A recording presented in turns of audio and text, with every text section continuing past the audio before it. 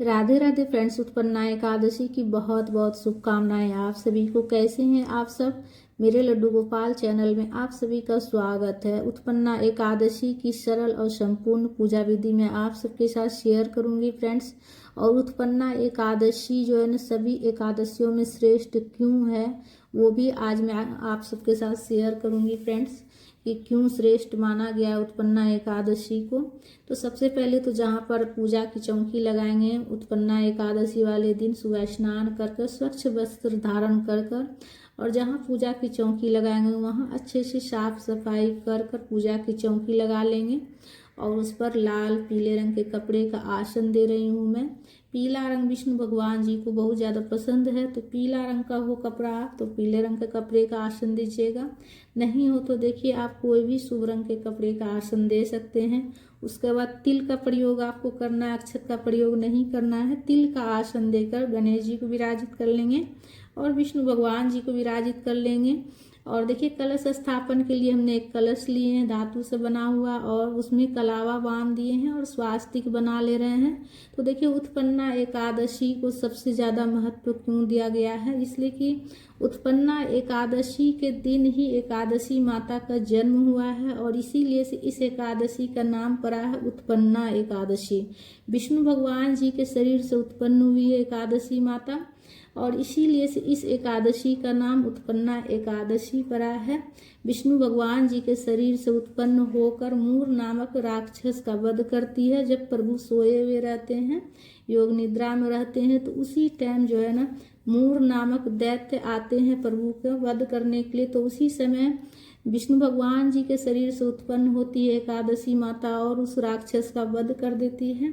और जब प्रभु जागते हैं तो उनकी भक्ति को और सेवा से प्रसन्न होकर एकादशी माता की भक्ति और उनकी सेवा से प्रसन्न होकर उसे वरदान देते हैं माता को, एकादशी माता को, कि आज से जो भी एकादशी तिथि पर तुम्हारा पूजन करेगा विधि विधान से नियम से, वो मुझे पाएगा। तो एकादशी सभी व्रतों में श्रेष्ठ है, विष्णु भगवान जी के लिए बहुत ही ज़्यादा श्रेष्ठ है। विष्णु भगवान जी बहुत ज़्यादा प्रसन्न होते हैं जो एकादशी का व्रत करते हैं। तो सभी व्रतों में इसलिए से श्रेष्ठ माना गया है। और उत्पन्ना एकादशी को इसलिए श्रेष्ठ माना गया है क्योंकि इसी दिन एकादशी माता का जन्म होता है। और विष्णु भगवान जी एकादशी माता को वरदान देते हैं कि आज से जो भी तुम्हारा पूजा करेंगे एकादशी तिथि पर, तो देखिए महीने में 2 एकादशी पड़ती है एकादशी तिथि, एक कृष्ण पक्ष में पड़ती है और एक शुक्ल पक्ष में। तो दोनों तिथि का जो व्रत करता है और नियम से पूजन करते हैं तो विष्णु भगवान जी बहुत ज़्यादा प्रसन्न होते हैं। और एकादशी का व्रत विष्णु भगवान जी के लिए सबसे प्रिय है। एकादशी के दिन देखिए कलश स्थापन हमने कर लिए। कलश में स्वच्छ जल गंगा जल भरकर 5 चीज़ें हमने डाले थे कलश में। एक पुष्प डाले थे, सुपारी, सिक्का, गांठ वाली हल्दी और थोड़ा सा तिल डाल दिए थे। आम का पत्ता भी लगा लिया हमने रोली चंदन से तिलक करके। और कलश के ऊपर हम पूर्ण पात्र रखे हैं तिल से भरकर, एक प्लेट रखे हैं और उसके ऊपर दीपक रखकर दीपक प्रज्वलित कर लिए हैं। दीप कलश की स्थापना कर लेंगे, इसलिए कि उत्पन्ना एकादशी के दिन एकादशी माता का जन्म होता है। तो हो सके तो कलश स्थापन कर लीजिएगा फ्रेंड्स, दीप कलश की स्थापना, या फिर श्री कलश की भी स्थापना कर सकते हैं। स्वच्छ जल में गंगा जल मिलाकर जल के छींटे देकर सबसे पहले हम गणेश जी को भाव स्नान करा लेंगे, फिर हम विष्णु भगवान जी को भी भाव स्नान करा लेंगे।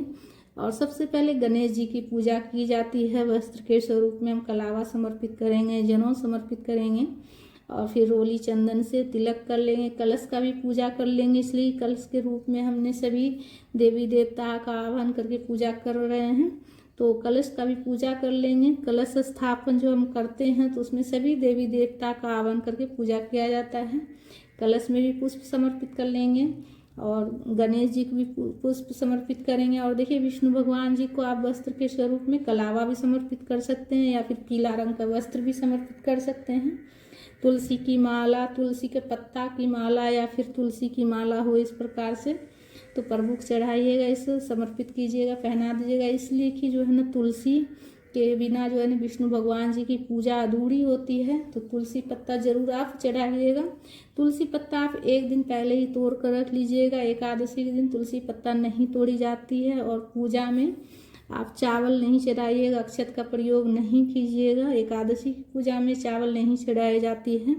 पीला वाला चंदन से विष्णु भगवान जी को तिलक कर लेंगे और तस्वीर में जितने नारद मुनि हैं, जितने ऋषि मुनि हैं, सबको तिलक कर लेंगे और तिल चढ़ा लेंगे। अक्षत का कहीं भी आपको पूजा में प्रयोग नहीं करना है। एकादशी की पूजा में अक्षत नहीं चढ़ाई जाती है, तिल चढ़ाया जाता है विशेष रूप से। और तुलसी पत्ता भी हम समर्पित करेंगे प्रभु के चरणों में। तो इस तरह जो है ना, आप सुबह में मॉर्निंग में जल्दी उठकर स्नान करके स्वच्छ वस्त्र धारण कर उसके बाद पूजा शुरू कीजिएगा आप। और जनेऊ भी समर्पित कर लेंगे हम विष्णु भगवान जी को, पुष्प समर्पित कर लेंगे। लाल पीला जो भी फूल मिल जाए आपको चढ़ा लीजिएगा और कलश में भी पूजा कर लीजिएगा, कलश में भी पुष्प समर्पित करेंगे। सबसे पहले हम गणेश जी को भोग लगाएंगे, जल का भोग। और उस दिन देखिए आप दूध से बना हुआ कोई मिठाई का भी भोग लगा सकते हैं, घर पर तिल का लड्डू बनाकर भोग लगा सकते हैं या फल का भी भोग लगा सकते हैं। तो तिल का लड्डू का भोग लगाई हूँ मैं, इसलिए कि ठंड की शुरुआत हो चुकी है। तो तिल का लड्डू बनाए थे, तो तिल का लड्डू का भोग लगा रही हूँ मैं। और जल का भोग लगा लेंगे विष्णु भगवान जी को भी। और विष्णु भगवान जी के भोग में हम तुलसी पत्ता देंगे। तुलसी पत्ता एक दिन पहले ही तोड़ कर रख लेना है, ठीक है। एकादशी वाले दिन तुलसी पत्ता नहीं तोड़िएगा। और विष्णु भगवान जी के भोग में तुलसी पत्ता देना है, गणेश जी के भोग में तुलसी पत्ता नहीं देना है। धूप प्रज्वलित करके हम धूप भी दिखा लेंगे और पूजा में कुछ दक्षिणा रखेंगे, इसलिए कि हमारी पूजा में अगर कुछ कमी रहती है तो दक्षिणा रखने से उसकी पूर्ति हो जाती है। तो इसलिए से पूजा में कुछ दक्षिणा जरूर रखिएगा। बाद में अगले दिन आप जो है ना किसी पंडित ब्राह्मण को दान कर दीजिएगा द्वादशी के दिन। और उसके बाद हाथ में हम अक्षत का प्रयोग नहीं करना है, हाथ में तिल ले लेंगे और थोड़ा सा तुलसी पत्ता ले लेंगे, तिल ले लेंगे। और तिल और तुलसी पत्ता लेकर या फिर पुष्प लेकर हम उत्पन्ना एकादशी का पाठ कर लेंगे, कथा पढ़ लेंगे। फ़ोन में भी सुन सकते हैं आप, अगर कथा की पुस्तक नहीं हो तो। और कथा की पुस्तक हो तो पढ़ लीजिएगा, इसलिए कि हमारा व्रत और पूजन तभी पूर्ण होता है जब हम कथा पढ़ते हैं, ठीक है। तो पढ़ लीजिएगा। और पढ़ने के बाद जो है ना हाथ में जो तिल है और तुलसी पत्ता है वो प्रभु के चरणों में समर्पित करेंगे। हम हाथ जोड़कर क्षमा याचना करेंगे कि पूजा पढ़ने में अगर कुछ भी गलती हो गया हो प्रभु कथा तो क्षमा कीजिएगा। उसके बाद देखिए हम आरती के लिए कपूर लिए हैं। आप दीपक आप चाहते हो एक और दीपक प्रज्वलित करके भी आप आरती कर सकते हैं, या फिर कपूर से भी कपूर प्रज्वलित करके भी कर सकते हैं, या फिर दीपक से भी कर सकते हैं। तो मैं कपूर प्रज्वलित करके कर रही हूँ। कपूर थोड़ा सा लग रहा है सही नहीं है, जल्दी से प्रज्वलित नहीं हो रही है। और उसके बाद हम कपूर प्रज्वलित करके आरती कर लेंगे, प्रेम पूर्वक विष्णु भगवान जी की आरती गाते हुए आरती कर लेंगे। और उसके बाद आरती करने के बाद सीधे हाथ में जल लेकर आचमनी कर लेंगे। आचमनी करने के बाद ही पूजा पूर्ण होती है हमारा। तो सुबह में इस तरह से आप पूजा कर लीजिएगा। पूजा की चौकी अगले दिन उठाई जाती है। पूजा करने के बाद 5 मिनट के बाद प्रसाद उठाकर ग्रहण कीजिएगा। और जो दक्षिणा चढ़ाए हैं पूजा में वो आप अगले दिन जो है ना द्वादशी के दिन जब ब्राह्मण को दान दक्षिणा दीजिएगा, सीधा निकालिएगा तो उस पर रखकर आप दान कर दीजिएगा जो दक्षिणा रहेगा, ठीक है। द्वादशी के दिन जो है ना दान किया जाता है, अन्न का दान कीजिएगा, उस पर जो है ना सीधा निकाल कर दान कीजिएगा और उसी के साथ में दक्षिणा भी दान कर दीजिएगा फ्रेंड्स। तो फ्रेंड्स वीडियो अगर आपके लिए हेल्पफुल हो तो वीडियो को लाइक और कमेंट जरूर कीजिएगा, इसलिए कि आपके एक लाइक और एक कमेंट जो है ना हमारे लिए बहुत ज़्यादा महत्व रखता है। एक यही जरिया होता है जो एकमात्र यही एक जरिया है जिससे कि हमें पता चलता है कि आपको वीडियो अच्छी लगी। तो अच्छी लगी अगर तो ज़रूर लाइक कीजिएगा, कमेंट कीजिएगा।